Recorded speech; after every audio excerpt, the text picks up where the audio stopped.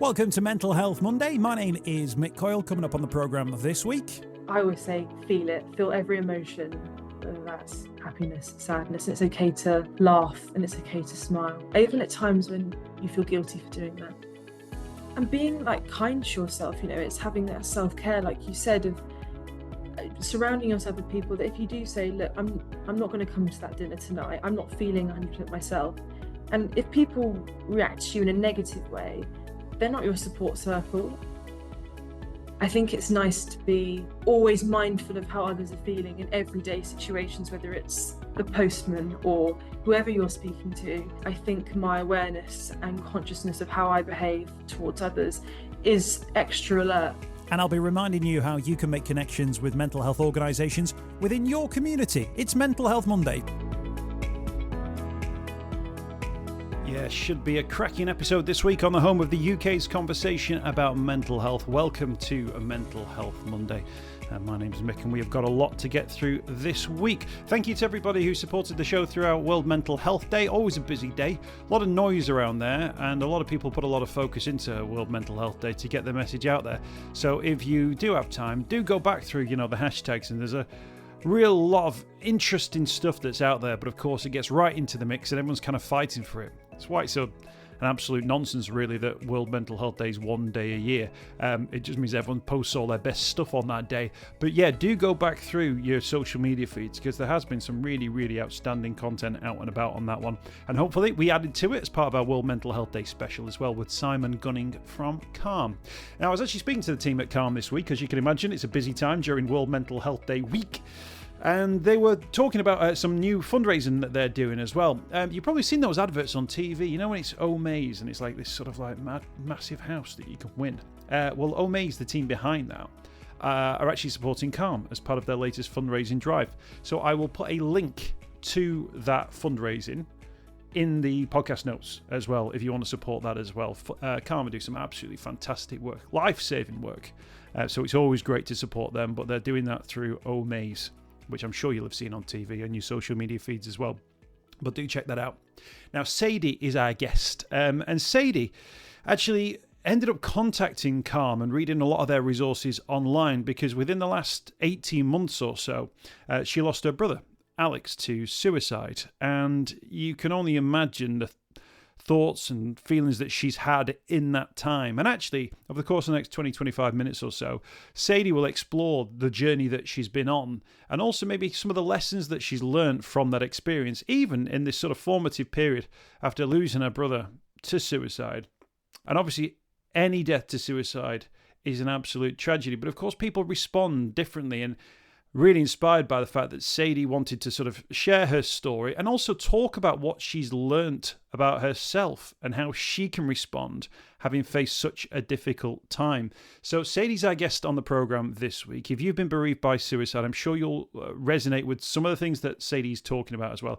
If you hadn't, there's a lot in this conversation still about looking for light in the darkness, trying to find a way forward through the most difficult times as well. And I hope that resonates for you as well. Sadie's such a great guest. It was brilliant to spend some time with her at the back end of last week. And she started off by telling me about her brother.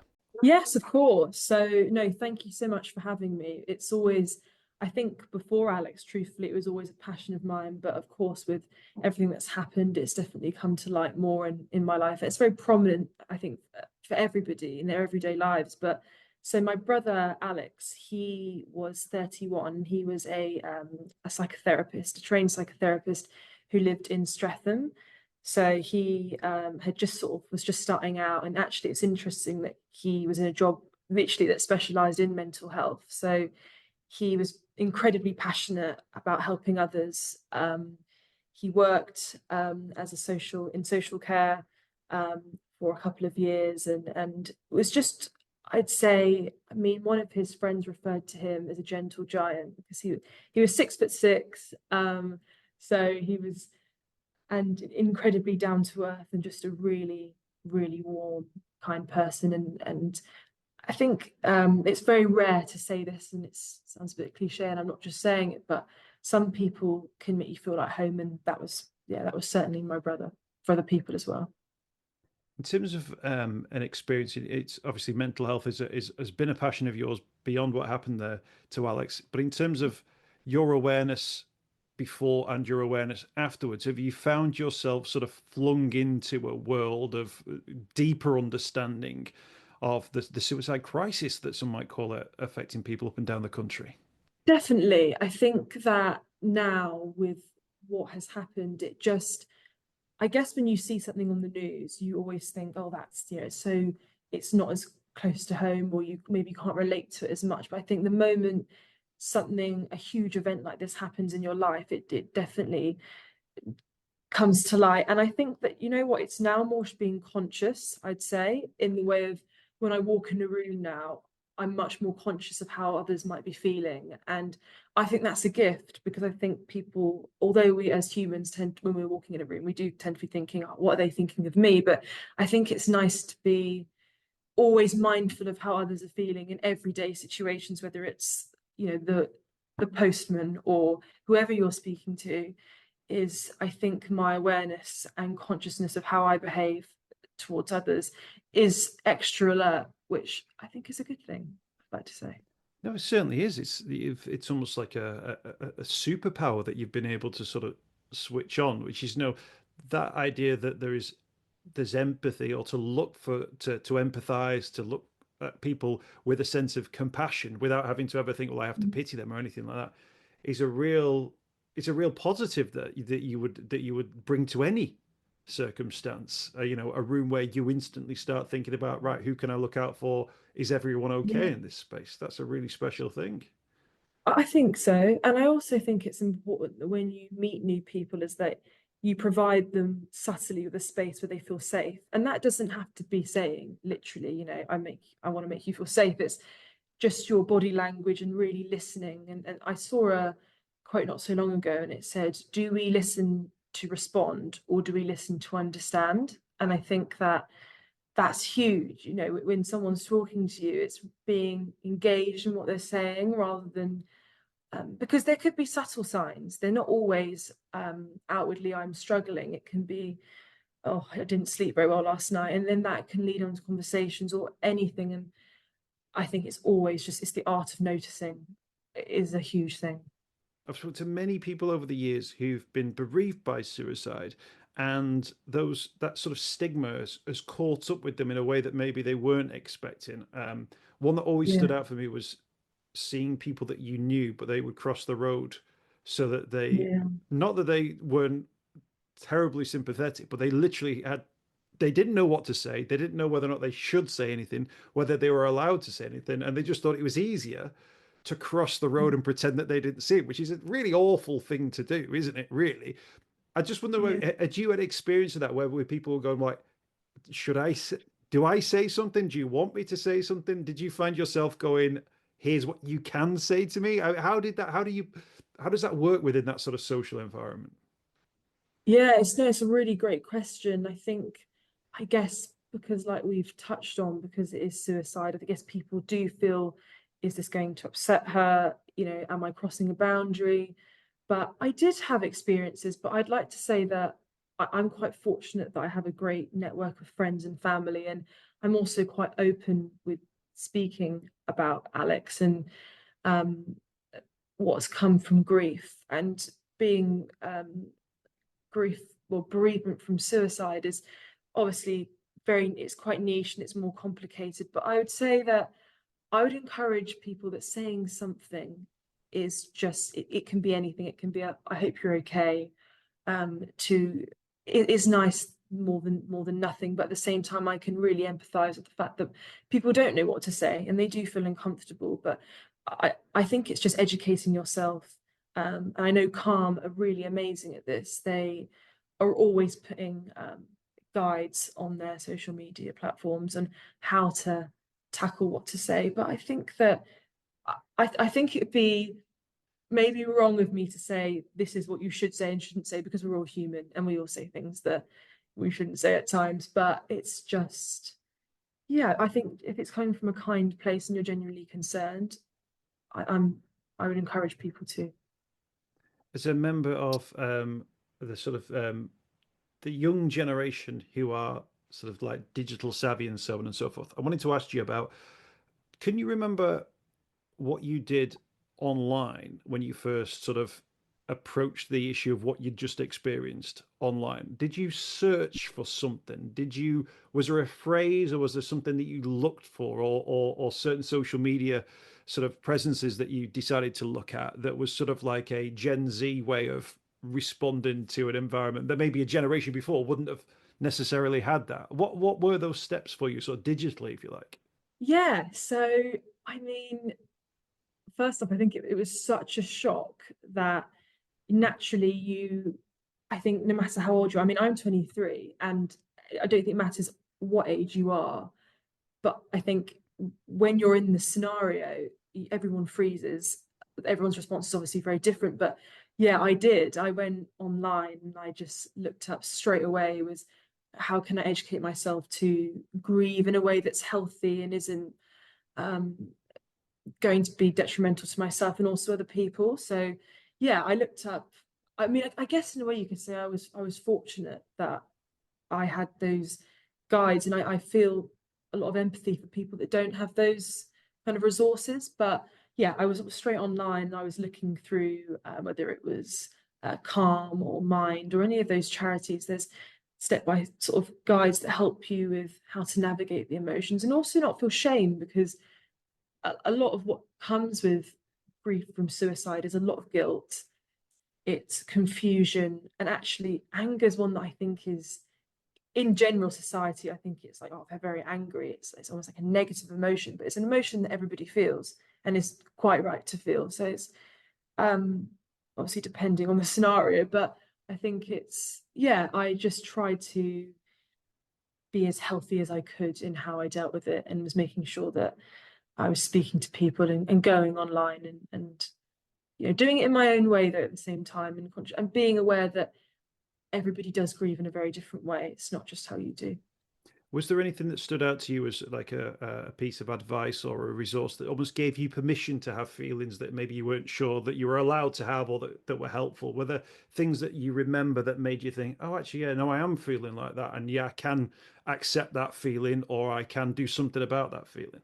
Personally, for me, I watched there was a radio interview with Roman Kemp, and he had lost someone to suicide, and he actually openly said, I am angry, I am annoyed. And I think I found that incredible, because I guess when you lose someone, not that that's what I feel, but I think that's pretty impressive, because there's a stigma around that we, I guess, shouldn't feel that emotion. But also I think through therapy was a huge thing for me, was just talking about it and working out each individual emotion that I was feeling. And a lot of that was obviously extreme sadness, and it's a huge loss. But I guess um, just having people also say is not feel like you have to be fixed. I think someone saying to you, do you know what, it's okay that you feel like that.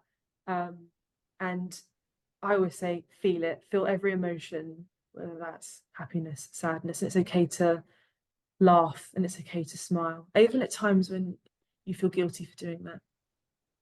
In terms of Alex's profession, so he was working within the mental health field. In terms of people's response afterwards, did people sort of mention that as a thing, as being? I mean, some people would say, well, it just goes to show that this can impact anyone. But at the same time, he would have been aware of those sort of symptoms as well of poor mental health at the same time. How have you sort of thought about that in your mind, about the fact that he was an expert in the thing that he was going through, and yet even he, as someone with years Yeah. and training, ultimately took his own life, knowing probably what he would have known about pathways through it and therapies and so on and so forth. Is that like an unanswered question that you've got? I mean, yeah, I think about that. That's a very blurred line that I do think about, I think, all the time. And it's quite confusing in regards to even my relationship with my therapist, for example. I think of it differently. Like, things come to your mind. Can that person deal with what I'm saying? Are they in a good enough mindset? But I guess I try and separate the two. And I'd say that my brother worked in the mental health profession for a long time before he passed away. And it was something he was naturally very passionate about, whether it was a friend, a colleague, anybody. And I guess that it kind of transpires in a way that you can have all the knowledge, but that doesn't mean that you're 100% stable, perfect in your mental health yourself.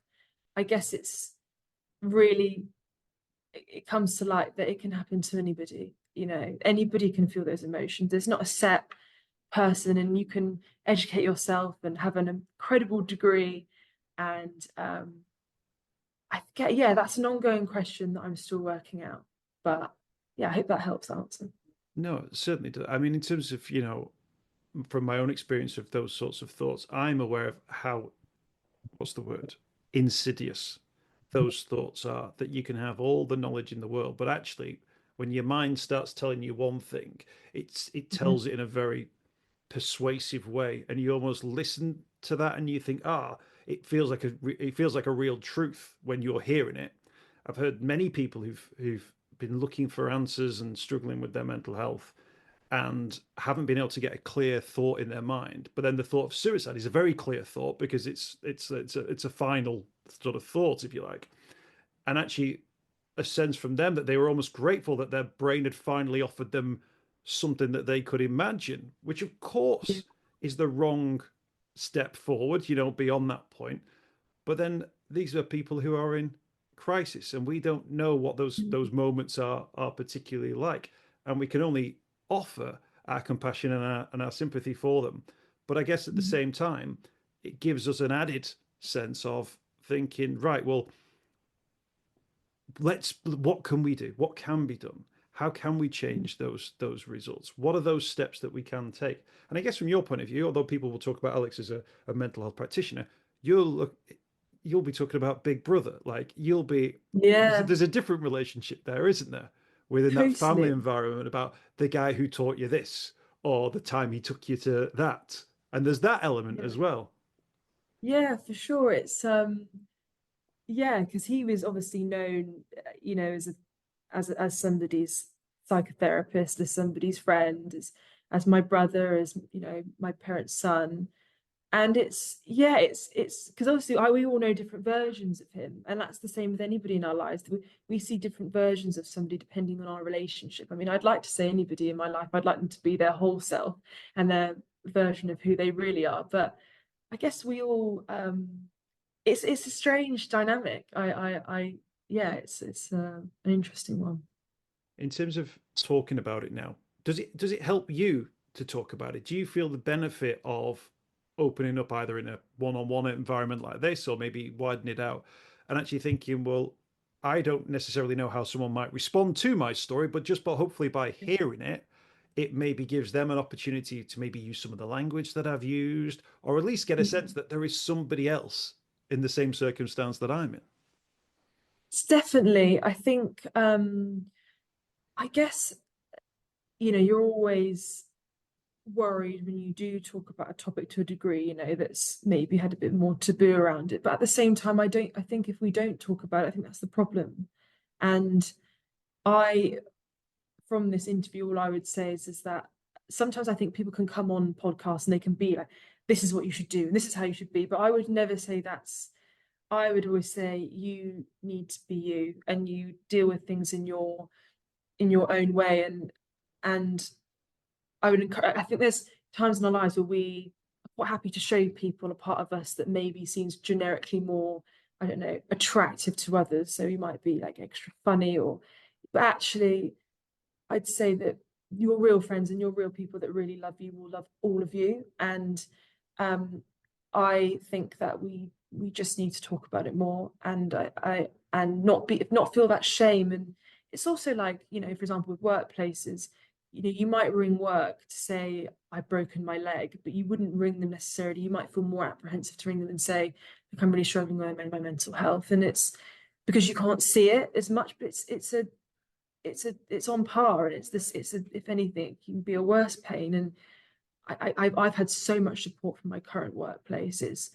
It's been incredible, and that's really, I felt, built a respect and a foundation for me that makes me feel more confident to talk to people. And also, do you know what I would say is I try not to be in people's faces, but if I do spot someone in a room that is on their own, or they look, go over to them. Don't be afraid to say, like, how are you? You know, and yeah, I think if we all, because really when we're in a room, we're all secretly feeling the same. You know, a lot of us probably are like, what are they thinking of me? Or am I coming across okay? And actually, I think if we all just looked out for each other, I think it would be a different scenario. When I first started out talking about mental health, and I still use this word, so feel free to tell me it's a terrible word word that I should stop using it, or give me permission to carry on using it. And it's this idea. I always say mental health journey, because Yeah. what I'm trying to avoid is that thing that sometimes you do get offered in podcasts, and they've often got the word mindset in the title, but they go around and it's like, well, if think about it like this, and then everything will fall into place like this. Whereas I think, well, that's not how people live. Like, and that's It's why I not. always talk about the mental health journey as being, I'm in a period of grief, or I'm in a period of having a great time, or I'm in a period of like real growth, or I'm a period where I've been really struggling. But actually, to recognize that that is a journey, and to recognize when you might need to step back, you might need to hide away for a little bit, you might need a break, you might actually be in a good place to knuckle down and be productive and get things done. But that awareness of the journey is Yeah. something which we're all kind of on. And although you might be great 3 years later, you might be in a really different place, but did you learn lessons when you're in a good place that will help Mm. you out of that difficult place? And can you use the experience that you've had over the years to help other people, to help yourself, and to put yourself in that better place? And that's that sense of journey. There's not a destination there, it's Mm. just the fact that we're all traveling along there together. I completely agree. And life is, I think, I believe anyway, you know, it is like you said, it's a journey, and it's not, you can't have like a strategic plan in place. You know, you don't know where you're going to be. And I think there's a beauty in the lows that you have. And I know in the moment it's hard to see that, but without darkness, I don't think there is extreme light. And I think it's um and being like kind to yourself, you know, it's having that self-care, like you said, of surrounding yourself with people that if you do say, look, I'm not going to come to that dinner tonight, I'm not feeling 100% myself, and if people react to you in a negative way, they're not your support circle. And um I would just say I completely agree that life isn't a straight line, you know, whether it's, you know, divorce or it's death or whatever you go through, you're going to have amazing times, but also it's preparing yourself for the times that are not so good, and having that resilience of, do you know, right now is awful, but I've been up here, and it means that when you do feel on in those low times, it's really appreciating. It's like, you know, and you have an amazing day, and you know, you have to just cherishing every moment you have, because yeah, you never know. No, that's it. What a great answer. What a great answer. And thank you for agreeing with me as well. Even more, I even more agree. the mental health journey just gives me permission to say, I've been saying it for 338 and 339 episodes now. So I'll continue using that phrase. In terms of yourself, obviously, you've obviously promoting the stuff now that Calm's doing. Um, Using your voice now and your experience to help other people as well. Do you think that that's going to be something that's going to be part of your journey now, that in 10 years Yeah. time you'll be thinking, well, actually, maybe I will be in a place to be able to even have even different conversations about where we'll be, and countless campaigns that are going on and changes that people are making to talk about how we talk about things like suicide and zero suicide ideas and all that kind of stuff. Is that something that you're sort of looking at from a distance at the moment, or is that something that you think you'll naturally edge closer towards?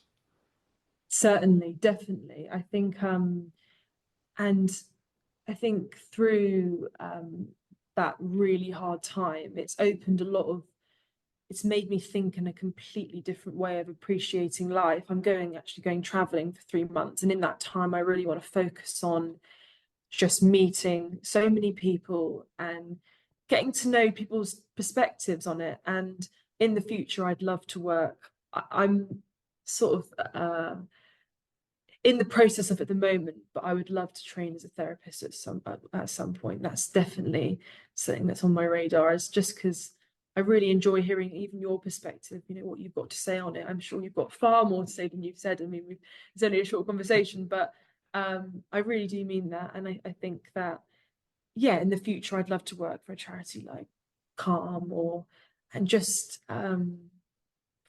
highlight just how important it really is. And I can see that in the future for me. Even during this interview, it's been so great to just talk about it in a really human way. Well, thank you so much for joining us. I really appreciate it. I will pass on your CV to the folks at Calm. I'm sure that they will keep it on standby.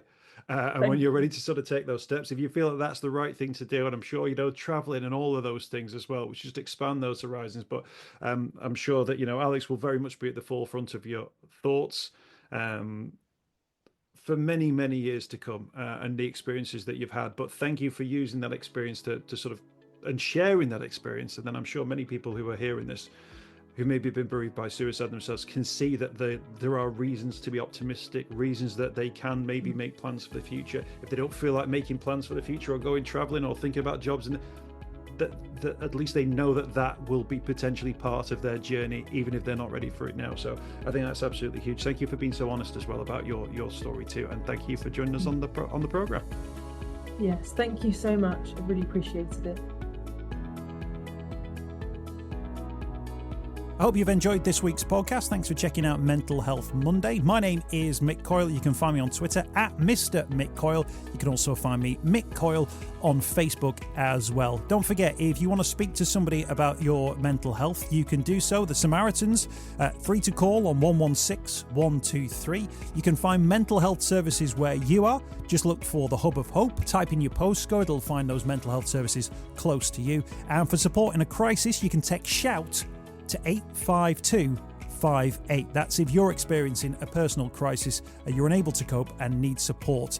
Shout to 85258. That's a text line. Do get involved in those services. In an absolute emergency, always remember the number to call is 999. Thanks for downloading the podcast this week. We'll be back next week with more Mental Health Monday.